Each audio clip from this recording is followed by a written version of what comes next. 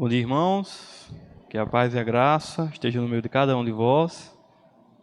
É um privilégio, um prazer para mim estar aqui mais uma vez para poder passar um pouco daquilo que eu tenho aprendido da parte de Deus e que os irmãos possam absorver e praticar.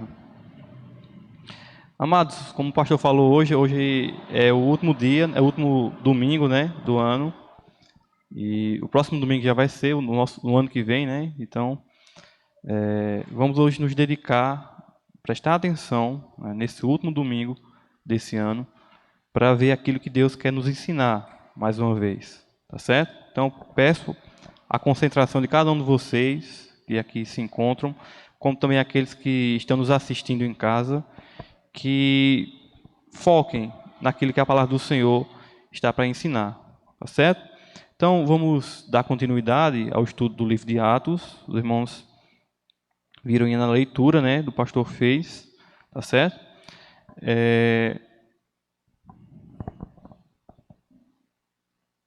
Então, vamos chegar lá, né, na leitura, Atos 9, do versículo 1 ao versículo 9. Vamos ler, em seguida nós vamos orar. Diz assim a palavra do Senhor. Saulo, respirando ainda ameaças e morte contra os discípulos do Senhor, dirigiu-se ao sumo sacerdote e lhes pediu cartas para as sinagogas de Damasco, a fim de que, caso achassem algum dos que eram do caminho, assim homens como mulheres, os levassem presos para Jerusalém. Seguindo ele estrada fora, ao aproximar-se de Damasco, subitamente uma luz do céu brilhou ao seu redor. E caindo por terra, ouviu uma voz que lhe dizia: Saulo, Saulo, por que me persegues? Ele perguntou: Quem és tu, Senhor? E a resposta foi: Eu sou Jesus, a quem tu persegues. Mas levanta-te e entra na cidade, onde te dirão o que te convém fazer. Os seus companheiros de viagem pararam emudecidos, ouvindo a voz, não vendo, contudo, ninguém. Então se levantou Saulo da terra, e abrindo os olhos, nada podia ver. E guiando-o pela mão, levaram-o para Damasco. Esteve 3 dias sem ver, durante os quais nada comeu e nada bebeu. Oremos. Senhor Deus, soberano Pai, te damos graças, Senhor, por mais uma vez o Senhor nos dá esse privilégio de aqui se encontrar em comunhão, daqui, ó Deus, poder aprender da Tua palavra, Pai, pois sabemos que ela é o nosso guia. Te agradeço, ó Deus, por cada um que o Senhor trouxe aqui nesta manhã, por aqueles também, ó Senhor, que estão nos acompanhando pelas redes sociais. Que a palavra, ó Pai, essa palavra que o Senhor nos deu aqui hoje, possa entrar no coração de cada um desses e fazer morada, de modo que esse venha não só a entender a Tua vontade, mas a praticá-la, Senhor. Então é isso que eu oro, Senhor, já agradecendo pela semana, por esse último domingo do ano, ó Pai, que o Senhor mais uma vez fique conosco, nos ensine, nos instrua, ó Senhor, pois necessitamos mais uma vez da Tua graça. Então eu lhe peço que nos encha com Teu Santo Espírito, para que possamos compreender, ó Deus, com profundidade, as Tuas Sagradas Escrituras. Então é assim que eu oro e desde já agradeço por tudo, em nome de Jesus. Amém.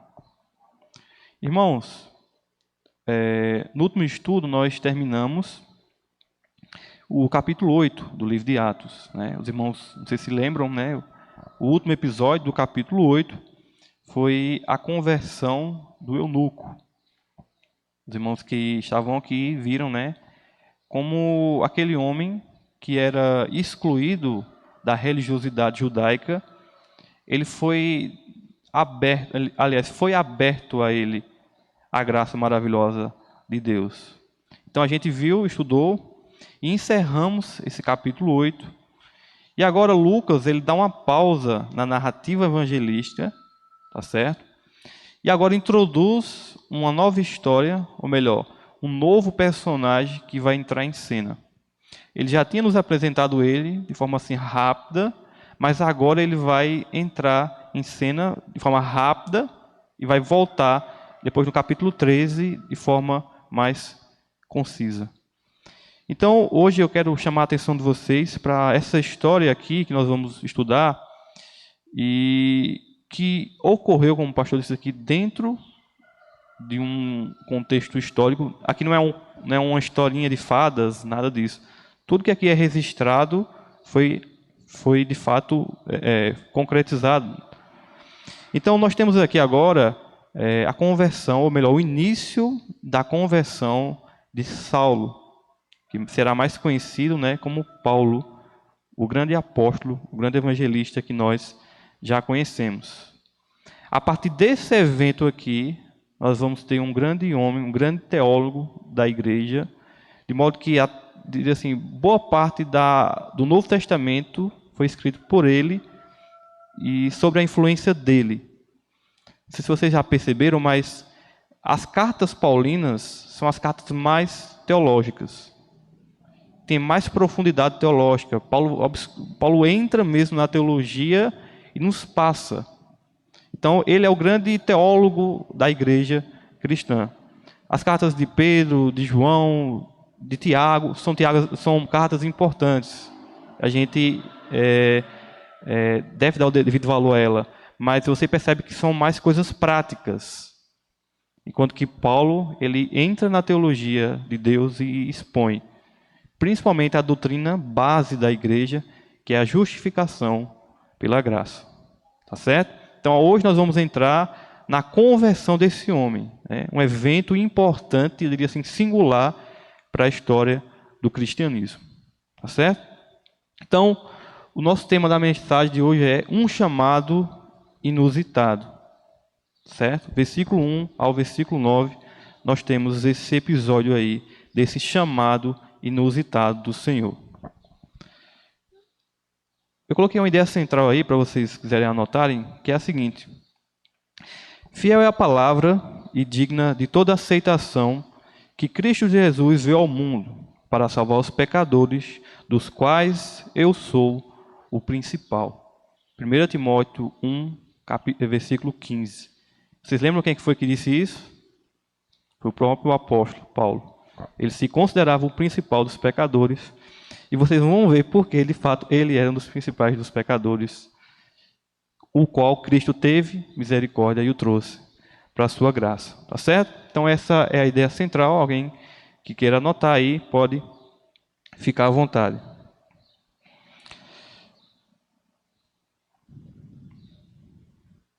Então vamos lá, né? Vamos agora entrar na passagem que aqui nós estudamos, que aqui lemos, tá certo?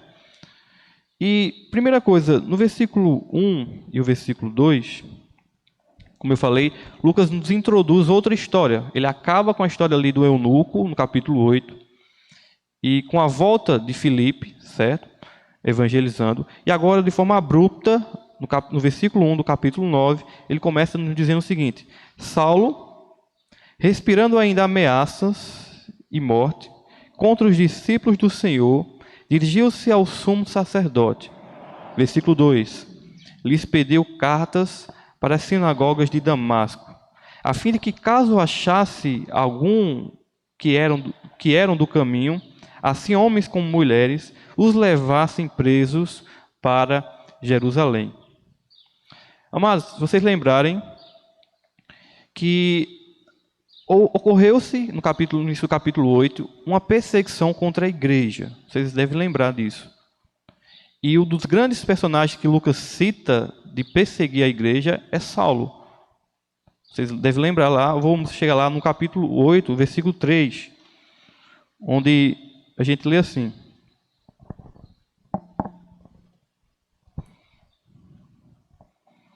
Saulo, porém, assolava a igreja, entrando pelas casas e arrastando homens e mulheres, encerravam-nos no cárcere. Então perceba que no capítulo 8, como nós vimos, surge uma grande perseguição contra a igreja, e um dos grandes personagens dessa perseguição era Saulo. Era o que vai ser mais adiante o apóstolo Paulo. E vocês devem lembrar também que a igreja perseguida principalmente ali voltada à igreja gentílica, à igreja helênica, eles começam a fugir, e aí entramos naquele episódio muito conhecido de Filipe, quando ele vai para Samaria. Então, Filipe vai para Samaria, fugindo da perseguição que tinha se instaurado sobre a igreja. Então, perceba que Lucas, agora no versículo 1 do capítulo 9, ele retoma esse perseguidor. E perceba que Saulo aqui, eu sempre costumo dizer Saulo aqui, ele ainda, como o texto vai dizer, respirava ameaças de morte contra os discípulos do Senhor, dirigindo-se ao sumo sacerdote, e lhes pediu cartas para as sinagogas de Damasco, a fim de que, caso achasse alguns do que era no caminho, assim homens como mulheres, os levassem para Jerusalém. Então perceba, Paulo vinha perseguindo em Jerusalém, alguns crentes de lá vão saindo de lá para as regiões ali, principalmente ali de Samaria, outros, como ele deduz aqui, vão para Damasco, mas ele não fica satisfeito. E aí eu coloquei aí, um inimigo insaciável. Então ele era alguém que não apenas tinha raiva do evangelho, que segundo a lei judaica, a blasfêmia devia ser punida com a morte. Mas se você olhar na lei judaica da blasfêmia, tinha que se haver testemunhas para acusar os blasfemadores. Então não era algo que você ia vou procurar blasfemador. Era algo que ocorria e tinha testemunhas que denunciavam os blasfemadores, segundo a tradição judaica. O que Paulo faz aqui extrapola todos os limites de um zelo, diria assim, pela fé judaica. Ele vai atrás desses blasfemadores, segundo o entendimento dele, em outras regiões. Então daqui você já tira o nível de ódio que aquele homem tinha pelo Evangelho de Jesus. Então não era um simples inimigo, eram uns maiores inimigos do Evangelho. E é por isso que a conversão dele muda drasticamente a fé cristã, né? A base da fé cristã. Então perceba que Lucas usa uma expressão aqui bem enigmática e é uma força de expressão da época. Ele vai dizer: Saulo respirando ainda ameaças e morte contra os discípulos. E aí eu pergunto a vocês, como é que respira ameaça e morte? Né? Se você já viu uma pessoa assim, sei lá, tem uma comida lá no canto, e aquela pessoa quer muito aquela comida, aí chega ela fica ofegante, de tanto desejo que ela tem de fazer aquilo. Ela anseia drasticamente por aquilo. Então, essa expressão que Lucas usa aqui, respirando ainda ameaças e morte, ela tem essa conotação. E Paulo fica, ele respira de forma drástica para perseguir aqueles. Então, era uma fúria, como eu coloquei aí, de um inimigo insaciável, de alguém que queria, porque queria acabar com a fé cristã. Tá certo? Então, Lucas enfatiza essa expressão aqui, que é até um pouco estranha quando a gente lê, mas conotava diria assim, um provérbio da época. Né? Você respirar ameaças, você respirar é desejar de forma intensa alguma coisa. Então, primeira coisa, Lucas nos introduz aqui no versículo 1 ao versículo 2, essa ânsia que Saulo tem de ir lá, né, nesses hereges, nesses blasfemadores, segundo o entendimento dele, e trazê-los para a jurisdição de Jerusalém. E aí o que é que ele faz? Ele não só fica com anseio, com desejo, mas ele toma uma atitude. E qual é a atitude que ele toma? Versículo 2 a gente lê. E pediu cartas para... Não, no finalzinho do versículo 1 diz assim ainda. Dirigiu-se ao sumo sacerdote. Se vocês lembrarem, o sumo sacerdote era a grande autoridade judaica da época. Então ele se dirige ao sumo sacerdote e pede a esse cartas endereçadas para que ele consiga ir nas sinagogas de Damasco com essa ordem e trazer, caso achasse, essa é a ideia, mas vocês vão ver que tem crente lá. Então, assim, a dedução dele foi, de fato, verdadeira. Então, ele vai no sumo sacerdote ele pede essas cartas para que, se encontrar lá crentes, eles tragam, né, acorrentados ali para Jerusalém, para que eles pudessem ser presos e julgados segundo a lei judaica. Aqui a gente tem uma questão. Primeiro, Damasco era uma grande cidade da época. Ficava ali em torno de 250 quilômetros de distância de Jerusalém. Damasco estava ainda sob a jurisdição do Império Romano. Então, de forma civil, Paulo não tinha essa autoridade de chegar lá e arrastar algum morador de lá, algum cristão de lá e trazer para Jerusalém. Só que vale lembrar que, na época, os romanos não se metiam nas brigas religiosas dos judeus. Então, vocês perceberem, por exemplo, mesmo em Pilatos, né? Ele diz: vocês mesmos matem esse homem aí. Ele não se envolve em questões religiosas. Os romanos só se envolviam em questões de crime civil. Então, o que é que Paulo faz? Paulo sabe disso. Ele vai ao sumo sacerdote, pede cartas para que esse chegue nas sinagogas e aqueles da sinagoga de Damasco entreguem aqueles cristãos que porventura estejam lá. E vale destacar outra coisa. Esses primeiros cristãos, eles não tinham, como a gente tem hoje, uma mentalidade de ruptura entre o cristianismo e o judaísmo. O que é isso? Então, eles não tinham a concepção, por exemplo, que eles estavam fundando uma nova religião, uma nova crença. Eles entendiam que o cristianismo, ou o caminho, como é chamado aqui na passagem, vocês vão entender por quê, era, diria assim, o judaísmo por completo, a revelação total. E é por isso que eles ainda, mesmo indo contrário daquilo que a fé judaica ia, eles ainda continuavam indo nas sinagogas. Então, quando Paulo pede aqui ao sumo sacerdote, que era Caifás na época, cartas para chegar lá em Damasco, ele sabia que, muito provável, ele encontraria cristãos dentro lá da sinagoga, propagando aquele ensino. Porque, na época, o judaísmo e o cristianismo ainda eram na mentalidade daqueles, uma continuidade. Algo de contínua. Tá certo? Então, era essa a dedução que Paulo tinha. Eu vou lá em Damasco, alguns daqueles homens mais zelosos vão me entregar aos cristãos e eu vou trazer para Jerusalém. Tá certo? Então, versículo 1 no versículo 2, a gente tem aí esse inimigo insaciável. No versículo 3, a gente lê o seguinte: seguindo ele, estrada fora, ao aproximar-se de Damasco, aproximar-se de Damasco, subitamente uma luz do céu brilhou ao seu redor. Então, aquele inimigo insaciável ia para Damasco, e a narrativa aqui já nos coloca ele a caminho, chegando em Damasco. Ele vai lembrar que era 250 quilômetros, não era perto, tá certo? Provavelmente ele vinha a cavalo, embora o texto não diga, tá certo? Porque era muito distante. E aí, nós temos aqui no versículo 3 um contratempo. Tá certo? O que é que acontece? Ele está indo, está se aproximando de Damasco e, de repente, na estrada,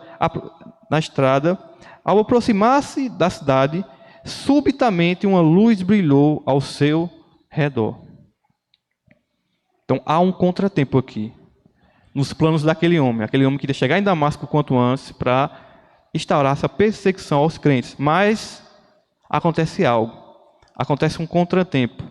Uma intervenção direta da parte de Deus. Uma luz abre, e aí nós vamos ter, mais adiante, no versículo 4 e versículo 5, esse grande encontro entre o inimigo, o grande inimigo do cristianismo, com o próprio Senhor e cabeça da fé cristã, que é o Senhor Jesus. Tá certo? Então, temos um contratempo. No versículo 4 e 5, a gente lê e diz: e caindo por terra, houve uma voz que lhe dizia: Saulo, Saulo, por que me persegues? Ele perguntou. Ele quem? Paulo, Saulo, né? Quem és tu, Senhor? E a resposta foi: eu sou Jesus, a quem tu persegues. Então, há esse contratempo. O Senhor se revela de forma clara e visível a Paulo, essa luz. E sempre que há um contexto de luz, é sempre uma realidade de revelação divina. Um anjo sempre vem brilhando. Então aqui nós temos a própria figura do Senhor Jesus indo de encontro com aquele homem. E aí ele vê aquele clarão e vê uma voz: Saulo, Saulo, por que me persegues? A narrativa desse encontro aqui de Saulo, melhor, com Jesus, é relatada mais 2 vezes em primeira pessoa pelo próprio apóstolo. Lá, inclusive no livro de Atos, em Atos 22 e Atos 26, tá certo? Quando Paulo vai demonstrar diante das autoridades romanas de como ele era perseguidor e agora era aquele que propagava o evangelho. E esses 2 relatos que o próprio apóstolo descreve contêm algumas informações a mais que esse texto aqui não mostra. Que essa narrativa aqui de Lucas, aqui no capítulo 9, não descreve. Então, eu quero convidar vocês a chegarem em Atos, capítulo 22. É o próprio apóstolo descrevendo esse encontro que ele teve com o Senhor. A partir do versículo 3, a gente lê assim: Eu sou judeu, nasci em Tarso, da Cilícia, mas criei-me nesta cidade e aqui fui instruído aos pés de Gamaliel, segundo a exatidão da lei de nossos antepassados, sendo zeloso para com Deus, assim como todos vós sois no dia de hoje. Versículo 4. Persegui este caminho, perceba a expressão caminho, até a morte, prendendo e metendo em cárceres homens e mulheres, de que são testemunhas o sumo sacerdote e todos os anciões. Destes, do sumo sacerdote, recebi cartas para os irmãos. Ia para Damasco, no propósito de trazer manietados para Jerusalém os que também lá estivessem para serem punidos. Versículo 6, ele fala do encontro. Ora, aconteceu que, indo de caminho e já perto de Damasco, quase ao meio-dia, uma informação a mais, quase ao meio-dia, repentinamente grande luz do céu brilhou ao redor de mim. Então, caí por terra, ouvindo uma voz que me dizia: Saulo, Saulo, por que me persegues? Perguntei: quem és tu, Senhor? Ao que me respondeu: eu sou Jesus, o Nazareno, a quem tu persegues. Os que estavam comigo viam a luz, sem contudo perceberem o sentido da voz que falavam comigo. Então perceba, aqueles que estavam com Saulo, eles ouviam um barulho, mas ele não entendia aquilo que estava sendo dito. Ele viu um clarão e viu um barulho como se fosse de uma voz, mas não entendiam. E aquele encontro foi especificamente com Saulo. Saulo não só entendeu aquilo em hebraico, vocês vão ver aqui no capítulo 26, que Jesus falava em hebraico: Saulo, Saulo, por que me persegues? E só ele conseguiu ouvir perfeitamente aquilo que Jesus dizia. Os outros não. Os outros ficaram naquela incógnita. E talvez quando Saulo disse assim: quem és tu? O pessoal falou: gente, Paulo está falando com quem? Porque eles não conseguiram ter esse entendimento. E agora vamos lá para mais detalhes no capítulo 26, onde Saulo mais uma vez nos dá algumas informações a mais. A partir do versículo 10. Atos 26, a partir do versículo 10, diz assim: E assim procedi em Jerusalém, havendo eu recebido autorização dos principais sacerdotes, encerrei muitos dos santos na prisão, e contra estes dava o meu voto quando os matava. Muitas vezes os castiguei por todas as sinagogas, obrigando-os até a blasfemar. E demasiadamente enfurecido contra eles, mesmo por cidades estranhas, os perseguia.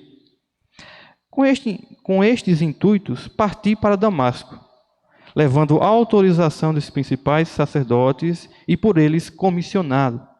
Ao meio-dia, novamente, diz o momento, o rei, indo eu caminho fora, vi uma luz no céu, mais resplandecente que o sol, que brilhou ao redor de mim e dos que iam comigo. E caindo todos, perceba, todos caem por terra. Eles talvez iam em cavalo, de repente aquela luz encandeou tanto que eles caíram. E aqui ele diz que não só ele, todos que iam com ele. Todos por terra, ouvi uma voz que me falava em língua hebraica: Saulo, Saulo, por que me persegues? E ele dá um complemento aqui: duro coisa é recalcitrar contra os aguilhões. Então, eu perguntei: quem é esse Senhor? Ao que o Senhor respondeu: eu sou Jesus, a quem tu persegues. Então, nós temos 3 relatos desse episódio, desse encontro. Nós temos Paulo fazendo alusão nas cartas dele, mas são aqui no livro de Atos que nós temos esses 3 relatos da conversão e desse encontro de Saulo, né, de Paulo. E percebam uma coisa: aquele homem, como eu falei, era um grande perseguidor. Ele queria ir de Jerusalém para Damasco sem jurisdição para trazer cristãos. E nos relatos que vimos aqui, ele não só trazia, como ele dava o voto para que matassem, e ele mesmo chicoteava aqueles homens. Então, assim, essa ideia de que a gente vê Paulo já apóstolo, diz: eita, grande homem, que grande homem. Deus chamou ele porque ele tinha grande capacidade, ele tinha amor pelo Evangelho. A gente não encontra isso. A gente encontra um homem que era perverso. Ele perseguia a fé cristã, mas Deus transformou ele, né, num verdadeiro defensor da fé. Tá certo? E aí um detalhe, no capítulo 26, nos é dito que na hora que Deus fala para ele, Jesus fala para ele: Saulo, Saulo, por que me persegues? Ele usa uma expressão de um ditado da época, um ditado popular que era: duro é para ti recalcitrar contra os aguilhões. E o que é recalcitrar contra os aguilhões? Na época, para arar uma terra, o boi, colocava o arado sobre o boi, e às vezes o boi ia devagar demais. E aí o dono do boi, do animal, através de um inclusive fala aqui: duro é para ter recalcitrar contra os aguilhões. O aguilhão, né, o aguilhão de metal, ele via quando o boi vinha devagar e ele espetava o boi. Ele espetava o boi. É porque na época ele chamava de aguilhão. Ele espetava o boi. E o boi andava mais rápido quando ele é espetado. E o que é que Jesus está dizendo aqui? Duro é para ti recalcitrar. Ou seja, em vez de ele ir, ele retornava. Então, Jesus, através de Estevão, através daqueles homens, de forma não direta, mas pregava o evangelho para ele. Mas ele resistia. Era aquele boi bravo que Deus precisou domá-lo. Então, essa é a expressão interessante de que mostra que Saulo, ele foi apresentado ao Evangelho, mas ele resistiu duramente até esse encontro aqui, de forma assim sobrenatural. Tá certo? Então, esse episódio aqui é um episódio singular na história da igreja.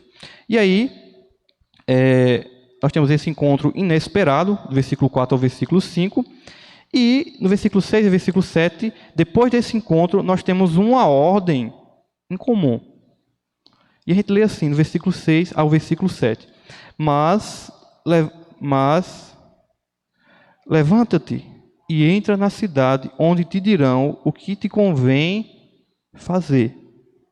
Os seus acompanhantes, versículo 7, os seus companheiros de viagem pararam emudecidos, ouvindo a voz, não vendo, contudo, ninguém.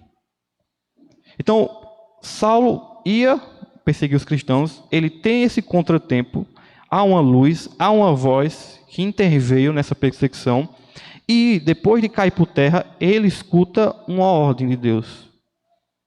Entra nessa cidade mesmo, que você ia, de Damasco, e lá te direi o que é que vais fazer. Então, há uma ordem aqui em comum. Deus não diz o porquê, Deus não diz para quê, mas ele diz: entra lá em Damasco, que eu vou lhe dar mais informações depois. E aquele homem, simplesmente com seus acompanhantes, vai para lá. E o relato no versículo 8 e versículo 9 é que ele está cego. Então, desse encontro que ele tem com Deus, nesse brilho todo que ele vê, ele fica cego. E ele simplesmente vai para Damasco e ali fica, como o texto vai dizer, no finalzinho, 3 dias sem comer e sem beber, em forma de jejum mesmo, perante aquilo que ele fez. E eu creio que nesse período de 3 dias, né, que ele ficou ali sem beber e sem comer, foi e sem ver também, né, foi uma punição redentora de Deus para ele. Porque nesse momento que ele estava cego, que talvez estivesse sem fome e sem sede esses 3 dias, ele refletiu em tudo o que ele fazia. E talvez ele chegou à mesma conclusão, ou diria assim, indagação que o mestre dele fez, Gamaliel fez, dizendo, se vocês lembram, né? Se esses homens fazem coisas que vêm de Deus, é impossível pará-los. É impossível cessar. Mas se for obra humana, logo logo vai acabar. Então, Saulo talvez, nesse momento aqui dessa punição redentora que ele fica ali 3 dias, ele esteve refletindo sobre isso. De como ele perseguia, de como ele era, assim, um verdadeiro perseguidor. E agora ele teve a revelação por completo de Deus. E agora ele pensou, refletiu e estava esperando agora a ordem do Senhor. Então, nós vamos estudar no próximo encontro de como o Senhor prepara um servo de lá, Damasco, Ananias, para chegar a ele e ir lá, não só curá-lo, como batizá-lo na nova fé. Então, nós temos no versículo 10 em diante essa conversão por completo de Saulo, daquele homem que, como eu falei, era um perseguidor, um dos mais perseguidores do Evangelho, que agora se rendia à graça do Senhor. Tá certo? Então, isso aqui basicamente é o esboço do que nós estudamos aqui do versículo 1 ao versículo 9. Só que agora você pode me perguntar, tudo bem, irmão, eu entendi a história de Saulo, entendi aqui como é que foi a conversão dele, como ele era duro e recalcitrava, né, aquilo que Deus espetava nele do Evangelho. Mas agora ele se rendeu, eu entendi. E você pode me perguntar, mas o que é que eu tenho de reflexão para mim nessa passagem, tá certo? E agora vamos para as aplicações desse episódio aqui para as nossas vidas, tá certo? Então, primeira aplicação: o Senhor tem meios distintos de chamar os seus escolhidos. Alguns são atraídos de maneira mais simples e pragmáticas, outros por meios mais ríspidos e não convencionais. O apóstolo, ou melhor, o Saulo, que vai ser o apóstolo, ele se enquadra em qual desses aqui? No segundo, né?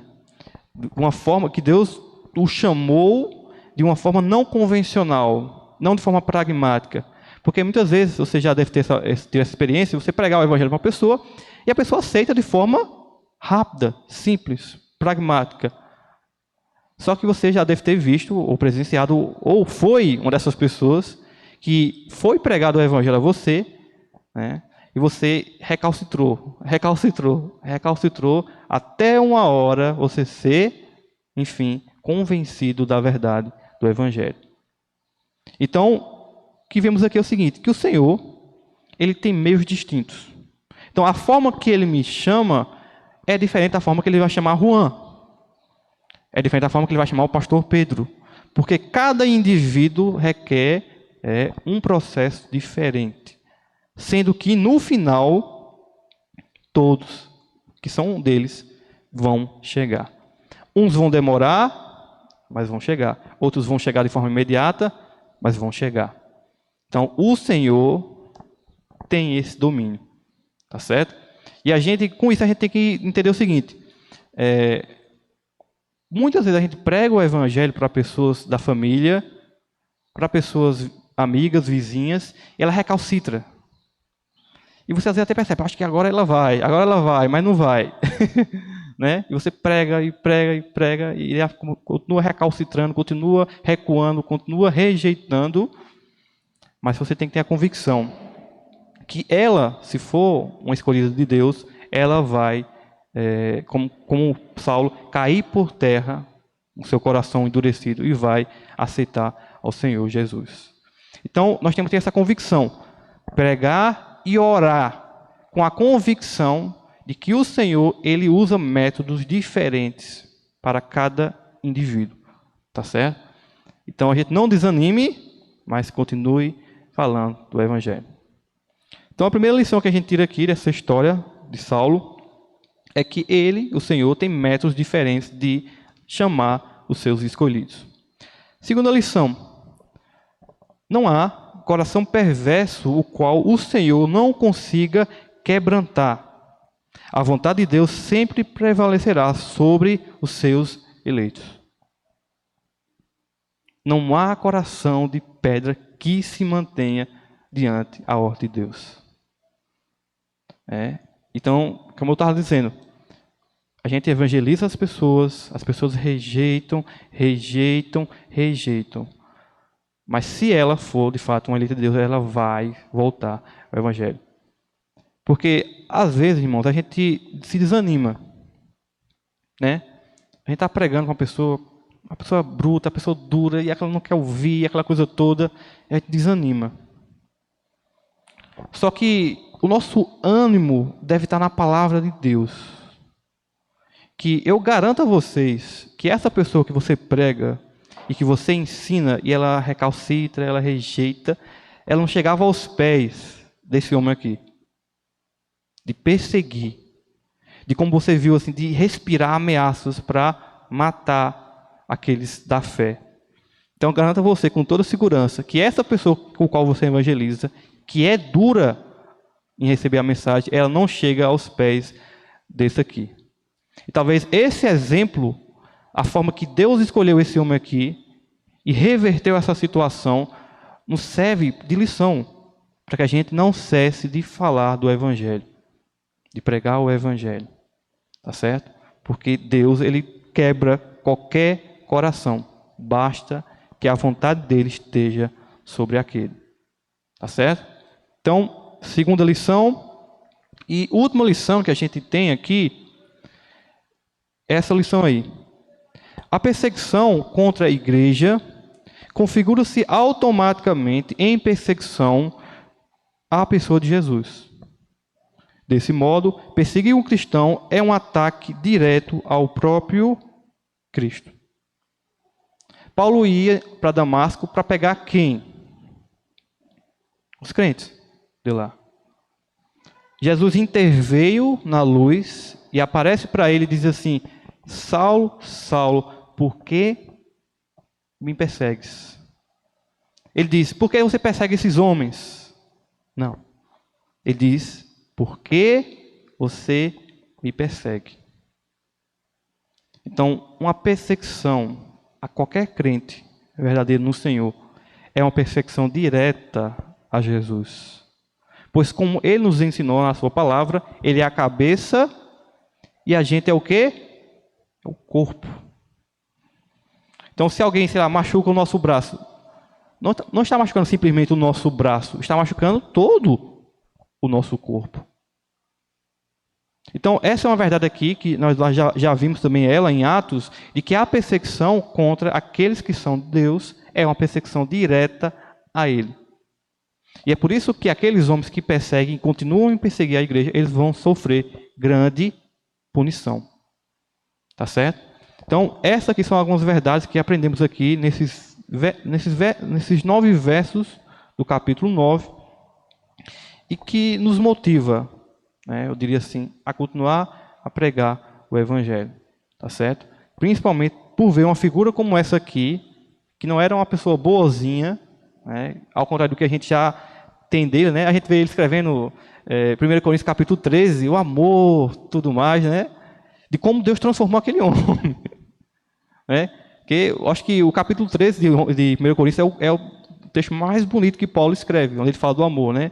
O amor em tudo não tem, em tudo se envolve, em tudo abre mão, em prol daquele outro. Então perceba que aquele homem foi transformado. Tanto que pregou o Evangelho, foi perseguido, ele chicoteou pessoas e depois foi chicoteado pelo Evangelho, foi perseguido pelo Evangelho. Então a gente não deve, de forma nenhuma, desanimar quando estamos pregando para pessoas que rejeitam a palavra do Senhor. Tá certo? Então essas aqui são algumas lições que a gente aprende aqui, e no próximo estudo nós vamos entrar nessa continuada, né, eu diria assim, esse continuado episódio em que ele vai se converter por completo, tá certo? Então, alguém tem alguma pergunta, alguma colocação, alguma coisa que achou interessante, pode ficar à vontade. Então vamos encerrar, né? Vamos se pôr de pé, vamos orar, oremos. Senhor Deus, soberano Pai, obrigado, Senhor, por mais uma vez nos instruir através da Tua palavra, Pai, por nos mostrar ao Senhor como esse homem aqui era perverso, era perseguidor da Tua igreja e era perseguidor automaticamente de Ti, ó Deus. Mas como Tua graça, Pai, alcançou ele. E hoje, ó Deus, nós, ao aprendermos essa história, nós temos mais alívio em pregar Teu Evangelho. Em saber que alguns que rejeitam, podem rejeitar, mas se a vontade do Senhor for sobre aquele homem ou aquela mulher vai se render aos Teus braços. Então essa verdade, ó Deus, nos dá ânimo de pregar, de continuar a falar do Teu Evangelho, mesmo em meio a muitas pessoas hostis a ela. Então Deus nos ajuda a sermos testemunhas fiéis, a pregar Teu Evangelho de forma clara, de forma simples, a dar, sim, bom testemunho, mas sabemos que isso tudo, Deus, só é eficiente se o Teu chamado, Deus, for eficaz para com aquela pessoa. E isso nos deve dar, Senhor, segurança. Entender que a obra, ó Deus, é feita por Ti, não por nós. Nós somos apenas instrumentos, ó Deus, mas é o Senhor, é o artista que toca nesses instrumentos. Então, Deus, obrigado por esse dia. Obrigado, ó Pai, pelo esse ensino que nos destes aqui. E te peço, ó Deus, que nos leve para casa em segurança e que mais tarde, ó Pai, possamos voltar aqui e prestar mais uma vez um culto a Ti, uma homenagem a Ti do Natal que nós vamos fazer, e que tudo, ó Senhor, venha a ser para a Tua honra e glória. Então é assim que eu oro e já lhe agradeço por tudo, em nome de Jesus. Amém. Pastor, quer dar algum aviso?